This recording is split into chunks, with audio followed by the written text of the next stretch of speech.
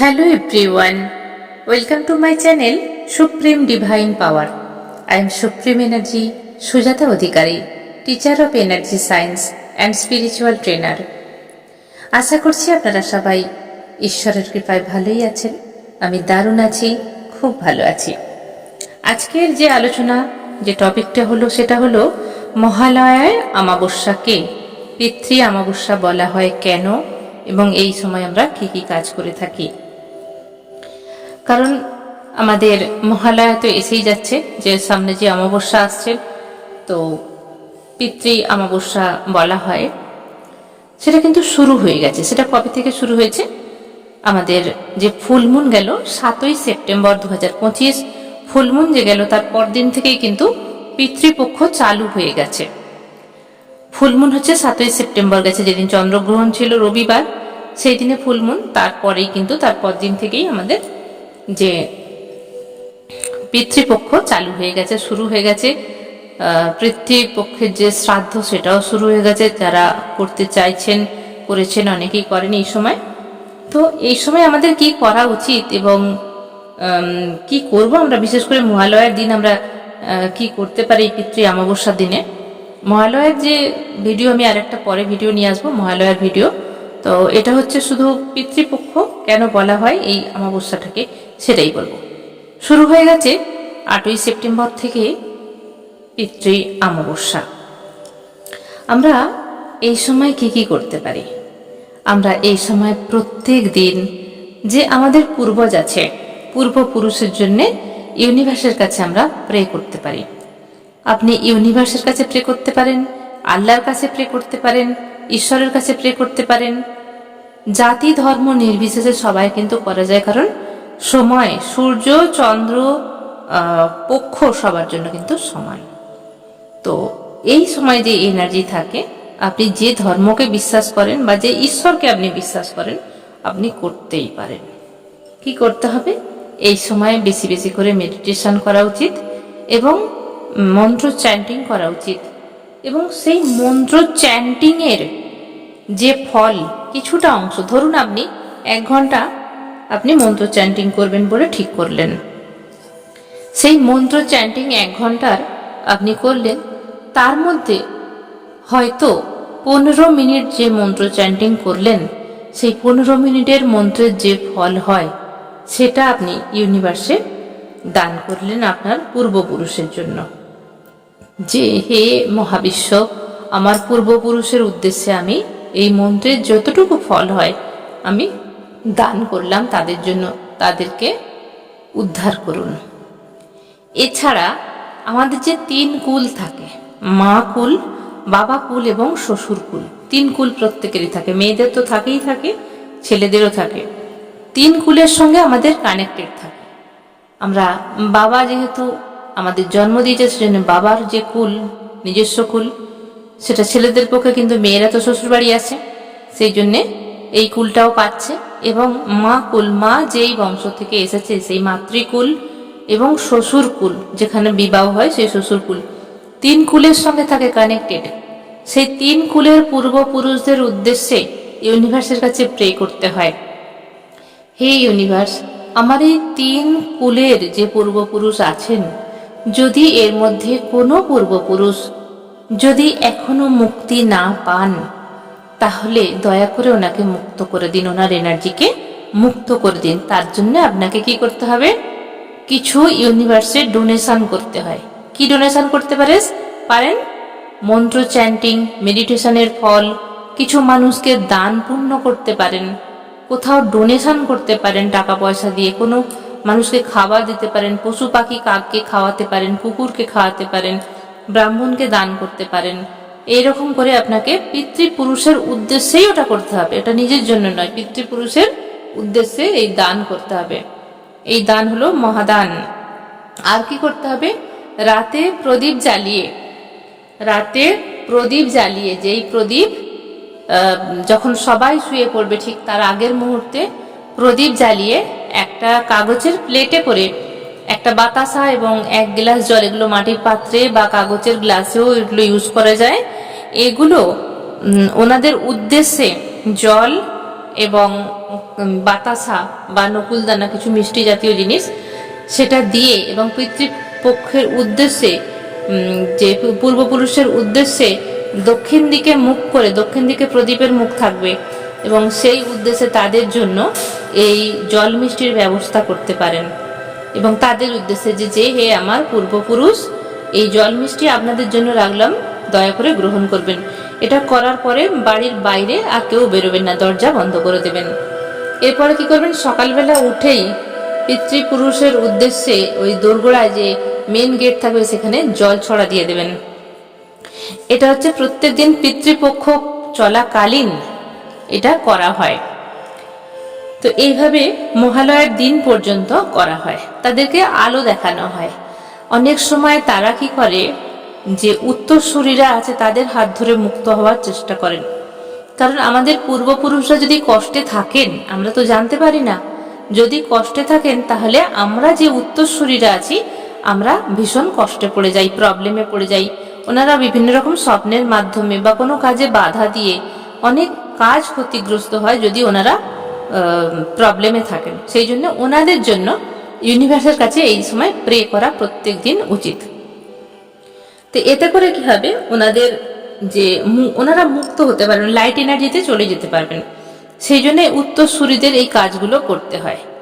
এই জন্যই বলা হয় যে বংশে যদি একজন স্পিরিচুয়ালিটি পার্সন থাকে, যারা ধ্যান, মেডিটেশন, সাধন ভজন করেন, তাদের হাত ধরেই কিন্তু 3টে বংশ উদ্ধার হতে পারে।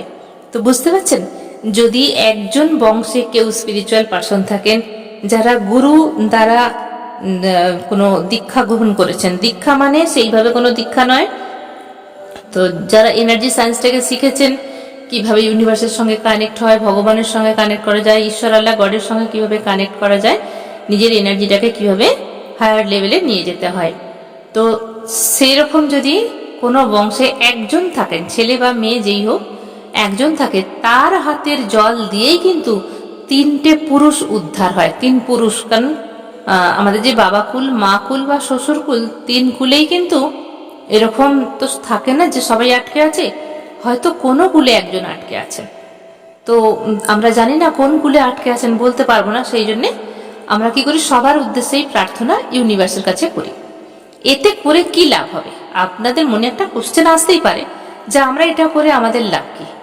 কারণ ধরুন আপনার বাবার বংশে হয়তো অনেক ছেলে মেয়েরা আছে, বাবা কাকা, অনেকগুলো কাকা, তাদের ছেলে মেয়েরা, তো তারা করেনি, আমি কেন করব, এটাই হয়তো ভাবছেন। না, আপনি যে আপনার হাত ধরে ওনারা যদি উদ্ধার হয়, তাহলে সমস্ত ব্লেসিংস কিন্তু পুরো পরিবারে পড়বে এবং আপনার উপরে থাকবে 90% ব্লেসিংস। এবং আপনার সমস্ত কাজ আপনি যা করতে চাইছেন অনায়াসেই কিন্তু সেই কাজ হয়ে যাবে সেই পূর্বপুরুষের আশীর্বাদে। কারণ ওনারাও কষ্ট আছেন, ওনারা এই যে আমরা মানুষ জন্ম নিয়েছি, পৃথিবীতে এসেছি, সশরীরে আছি, এই সশরীর ছাড়া ওনাদের উদ্ধার করতে কেউ পারবে না। সেই জন্যে বলা হয় যে বংশে একটা মানুষ যদি স্পিরিচুয়ালিটি, এনার্জি সায়েন্সের মধ্যে আসেন, সাধনায় থাকেন, তো তাদের হাত ধরে পুরো বংশ উদ্ধার হয়ে যায়। তার মানে বুঝতে পারছেন যে যদি আপনি থেকে থাকেন, আপনি যদি সাধন ভজন করে থাকেন, তাহলে আপনি কত ভাগ্যবান বা ভাগ্যবতী। তো এই সময় এই যে পিতৃপক্ষ চলে, এই পিতৃপক্ষ চলাকালীন কিন্তু এই কাজগুলো আমাদের করতে হয়। এবারে বলবো যে মহালয়ার অমাবস্যাকে পিতৃ অমাবস্যা কেন বলা হয়। কারণ মহালয়ার অমাবস্যা পিতৃপক্ষের হচ্ছে শেষ দিন। কারণ এই ফুলমুনের পূর্ণিমার পরদিন থেকেই চলতে থাকে এই পিতৃপক্ষ, আর মহালয়ার দিন হচ্ছে শেষ দিন। কথিত আছে পিতৃপক্ষের শেষ দিনে, শেষ দিন বলে, তো মহালয়ার অমাবস্যায় সকলের পূর্বপুরুষেরা তাদের বংশধরের কাছে অন্ন জল গ্রহণ করতে মর্তলোকে আসেন এবং লাইট পেতে, ওনারা অন্ধকারে থাকেন, সেই জন্য লাইট জ্বালানো হয়, আপনার হচ্ছে মোমবাতি বা প্রদীপ জ্বালিয়ে দেয়া হয়। তো এই দিন হচ্ছে শেষ দিন, যে আত্মারা কষ্টে আছেন সেই সমস্ত পূর্বপুরুষরা উত্তরসূরিদের কাছে আসেন এই দিনে, শেষ দিন বলে এই দিনে লাইট এনার্জি খুলে দেয়া হয় ইউনিভার্সের তরফ থেকে। এবং সেই জন্যে এই শেষ দিন বলেই বংশদের যে বংশধরেরা থাকেন তাদের সঙ্গে দেখা করতে আসেন মর্তলোকে এবং এই অন্ন জল গ্রহণ করতে আসেন এই পৃথিবীতে। তাই এই দিনে সকল বংশধরেরা তাদের পূর্বপুরুষের উদ্দেশ্যে তর্পণ অথবা পিণ্ডদান করে থাকেন। তাই শাস্ত্র অনুযায়ী মহালয়ার অমাবস্যাকেই পিতৃ অমাবস্যা বলে। তো এই দিনে ভোর থাকতে থাকতে কি করা হয়, মহালয়ার দিন ভোর থাকতে থাকতে গঙ্গা স্নানে যাওয়া হয়, তর্পণ করা হয়, অনেকে শ্রাদ্ধ করেন এবং তর্পণ তো করতেই হবে। সব কিন্তু পূর্বপুরুষের উদ্দেশ্যে পিতৃ অমাবস্যাতে এটা করা হয়। সেই জন্য একে এই মহালয়ার অমাবস্যাকে পিতৃ অমাবস্যা বলা হয়। এরপর পরেই পড়ে যায় দেবীপক্ষ, পিতৃপক্ষ পর দেবীপক্ষ পড়ে যায়। তো পিতৃ অমাবস্যাটাও আমাদের কাছে ভীষণ ভীষণ ইম্পর্ট্যান্ট। যেমনি দেবীপক্ষ আমাদের কাছে ভেরি ভেরি ইম্পর্ট্যান্ট, সেরকম পিতৃপক্ষটাও আমাদের কাছে কিন্তু ভীষণ ইম্পর্ট্যান্ট আমাদের লাইফে, প্রত্যেকের লাইফে। কিন্তু আমরা এগুলো অনেকেই ইউজ করতে পারি না বা জানি না। তো যারা জানেন তারা নিশ্চয়ই করেন, যারা জানেন না তারা এখন তো ইউটিউবের মাধ্যমে অনেকেই আপনারা জেনে যাচ্ছেন। তো এই পূর্বপুরুষের উদ্দেশ্যে এই পুরো অমাবস্যাটা যে চলছে এই সময়, আপনার ফুলমুনের পর থেকে 7 তারিখে ফুলমুন চলে গেছে সেপ্টেম্বরে 2025, সেটা চলছে। তো এরপর থেকেই কিন্তু আমাদের পিতৃপক্ষ চালু হয়ে গেছে। তো আমরা কি করব, এই কদিন ইউনিভার্সের কাছে প্রে করব তাদের মুক্তির উদ্দেশ্যে, মুক্তির কামনায়। তারা অনেকেই কিন্তু আত্মা ভটকতে রাইতে হয় এই সময়। তো সেই তাদের মুক্তির জন্য আমরা ইউনিভার্সের কাছে প্রে করব। তার জন্য ইউনিভার্স তো শুধু শুধু করবে না, তার জন্য আমাদের কিছু সেখানে কন্ট্রিবিউট করতে হবে। কি করতে হবে, হয় কিছু মেডিটেশন, 8 ঘন্টার মেডিটেশন তাদের জন্য দিতে হবে, বা মন্ত্র চ্যান্টিং করে 15 মিনিট 8 ঘন্টা মন্ত্র চ্যান্টিং করার পর আপনি 5 মিনিটও দিতে পারেন, 1 মালা জপ করেও দিতে পারেন, 5 মালা জপের যে ফল হয় সেটা দিতে পারেন। সেটা কিভাবে করতে হবে, প্রথমে সংকল্প করে নিতে হবে যে হে ইউনিভার্স, বা আপনি যে ঈশ্বরকে মানেন তার সামনে বলুন যে আমি আমার পূর্বপুরুষের উদ্দেশ্যে আমি 1 মালা মন্ত্র চ্যান্টিং করব, বা 2 মালা 5 মালা, আপনার যতটা ইচ্ছা। আমি এই মন্ত্রে যা ফল হয় সেটা আমি পূর্বপুরুষের উদ্দেশ্যে আমি ডোনেট করলাম। ঠিক এইভাবে সংকল্প করে যখন হয়ে যাবে বলুন যে এই মন্ত্রে যা ফল হয় আমি ওনাদের জন্য ডোনেট করলাম। এরপরে কিভাবে ডোনেট করতে পারেন, বিভিন্ন যে ওল্ড এজ আছে, ওল্ড এজ আছে যেখানে বৃদ্ধরা থাকেন ওখানে ডোনেট করতে পারেন, অনাথ আশ্রমে আপনারা ডোনেট করতে পারেন, কোনো গরিব দুঃখীকে, সত্যিকারের যারা গরিব দুঃখী তাকে ডোনেট করতে পারেন, বাড়িতে যে কাজের লোক আছে তাকে আপনারা কিছু খুশি হয়ে এক্সট্রা, যেটা মাইনের পয়সা সেটা নয়, এক্সট্রা খুশি হয়ে কিছু মিষ্টি বা ফল বা পয়সা, তাদেরকে জামা কাপড় এরকম কিছু ডোনেট করতে পারেন।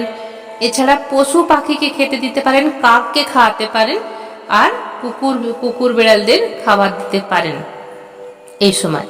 তো অবশ্যই এগুলো করলে আপনার লাইফ যে কত সুন্দর চেঞ্জ হবে আপনি ভাবতেও পারবেন না। অনেক জটিলতা থাকে, খুব অনায়াসে বেরিয়ে আসবেন। দেখবেন আপনার জীবন যদি খুব জটিল অবস্থায় থাকে তো দেখবেন এইগুলো করলে আপনার জীবন খুব সহজ সরলভাবে চলে যাচ্ছে। কেন জানেন, এই পিতৃপক্ষের যে পিতৃপুরুষ আছে ওনারা আমাদেরকে আশীর্বাদ করেন, ব্লেসিংস করেন সেখান থেকে, কারণ আপনার হাত দিয়েই মুক্ত হলো না, সেই জন্যে ওনারা আমাদের আশীর্বাদ করেন। তাদের ব্লেসিংস যে আমাদের কত কাজে লাগে সেটা বলাই বাহুল্য। তাহলে আমরা কি করব, এই সময় এই কাজগুলো করব। আর যে আমার আজকের অ্যাকচুয়ালি ভিডিওটা ছিল যে মহালয়ার অমাবস্যাকে পিতৃ অমাবস্যা কেন বলা হয় এবং এই সময় কি কাজ করা হয়। তাহলে আজকের আলোচনা এখানেই শেষ করলাম। সবাই ভালো থাকবেন, দারুণ থাকবেন, আনন্দে থাকবেন। ধন্যবাদ।